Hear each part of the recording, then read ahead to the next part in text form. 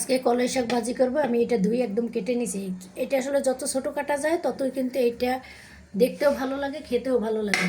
চুলে কড়াই বসাই দিছি, তেল দিয়ে দিই। একটু তেলের পরিমাণটা কিন্তু কলাই শাকে বেশি লাগে। এখানে দিয়ে দিব কাঁচামরিচ, রসুন কুচি। আমি তিনটে বড় বড় 3 কোষ রসুন কুচি করে দিছি, আর এখানে বড় সাইজের 1.5টা পেঁয়াজ দিয়ে দিলাম। এখন এটাকে হালকা করে একটু ভেজে নিব। এটা কিন্তু বাদামি করবো না, এটা হালকা যখন একটু কালার হয়ে আসবে তখনই শাকটা দিব।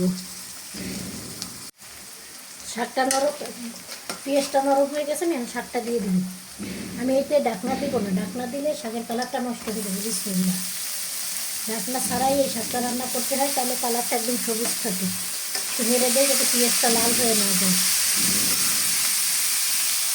সব শাকগুলো দিয়ে দিছি, আমি একটু নেড়ে দিই। এইটা কিন্তু মাঝারি হিটে রান্না করতে হবে। এটা লো আঁচে রান্না করলে এটা কালারটা নষ্ট হয়ে যাবে।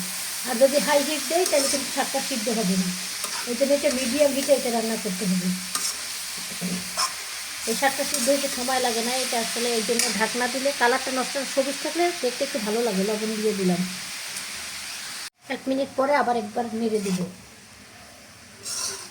আস্তে আস্তে কিন্তু পানি বের হওয়া শুরু হয়েছে। 1 মিনিট পরে আবার আমি একটু নেড়ে দিই। শাকটা কিন্তু একদম সবুজই আছে।